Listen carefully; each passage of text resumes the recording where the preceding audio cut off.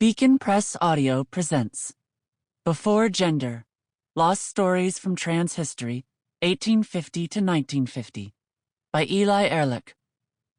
This audiobook is narrated by Sena Bryer, published by Beacon Press Audio 2025. Introduction. Rewriting the narrative.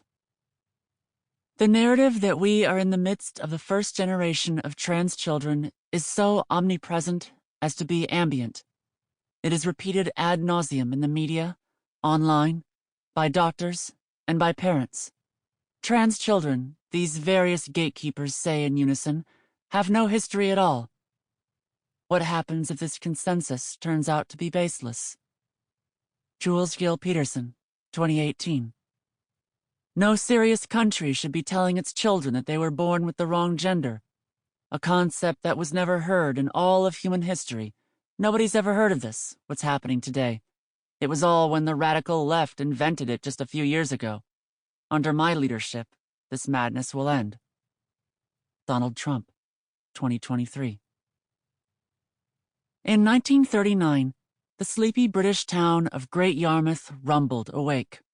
National media picked up the story of two brothers, Mark and David Farrow. The trans teens recently returned to their hometown after spending 4 years transitioning in nearby Maidstone. The siblings were far from extraordinary. Mark, the extroverted older brother, loved fine arts and literature. David, a shy young man, joined his father's book-selling business upon his return. The two grew more comfortable with themselves as they received overwhelming love and care in their small community. Mark and David found a way to thrive decades before the first trans kids were supposed to exist. 17-year-old Mark and 15-year-old David did not have our modern language to describe themselves in 1939. The term gender only came into common usage around 1955. Yet the trans siblings were far from alone. They were only a tiny part of the blossoming community defined gender norms. Transgender people are nothing new. What is new, however, is the moral panic around gender identity. After opening up about my own trans identity at 8 years old in 2003, I knew the idea that trans people have existed for only a few years was wrong. Calling us new erases our history. But exactly how much of our transgender past has been lost, forgotten, and destroyed? Who were the first documented children to transition? What means did activists have to resist society's extreme discomfort in discussing gender before our language developed? How did trans people live their everyday lives before they had terms to describe themselves? Which trans athletes participated in sports before sex testing? These questions led me to write Before Gender, which details 30 lost trans stories and what we can learn from them.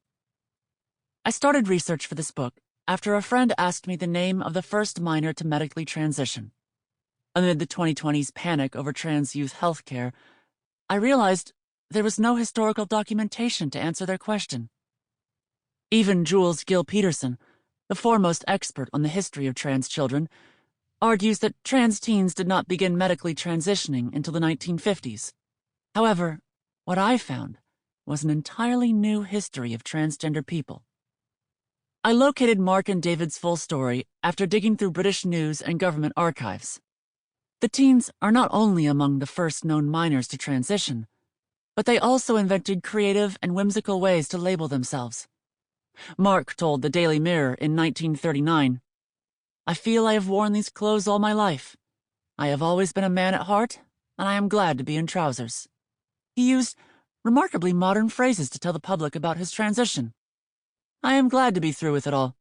I don't think I could have faced up to it if there had not been some of the woman's power of endurance in me, though really I suppose I have always been a man." Testosterone was rarely used before 1939. With a mixture of surprise and excitement, I realized Mark's story represents the earliest known case of a minor transitioning with hormones. After I shared Mark and David's narrative online, millions of people read their history, saw their photos, and heard their story for the first time in over 80 years. I began sharing more stories of forgotten figures from trans history, a black trans church leader whose segregated Florida town came together to mourn her death, an Indian snake charmer who hid her trans identity from the California press in the 1940s, and a trans boy who gained the support of his large family in 1862. Each of these stories inspired feelings of hope and familiarity for readers. Some showed their parents stories of familial support in the face of backlash and confusion. Others were excited for figures who once lived in the same regions as them. I knew this moment was a rare opportunity to share trans narratives that never made it into the history books. The period from 1850 to 1950 is a unique era sandwiched between the explosion of mass media, newspapers, radio, and photographs, and the term gender, as opposed to sex, becoming popular in the 1950s.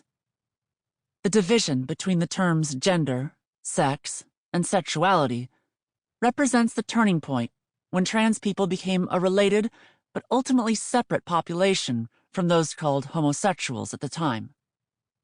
Sexologist Magnus Hirschfeld coined the German term Transsexualismus, transsexualism, in 1923, although the term did not gain widespread usage until decades later. It was only when David Oliver Caldwell translated the word into transsexual in 1949 that we had an English name for the category describing the people in this book. The terms transgender and trans did not come into common usage until the 1990s. The period discussed in this book did not have a common language to describe trans struggles, yet trans people still existed everywhere, from the largest cities to the most remote villages. What do we gain from the stories of trans people who have not been sufficiently studied? I started writing this book believing I would find tidbits of interesting narratives that others would enjoy. However, after years of research, the following chapters will change our cultural understanding of queer, trans, and gender history. You will read about what may be the first mass queer and trans uprising, a riot against police in 1930 Berlin, involving hundreds of people that was later erased from history by Nazis.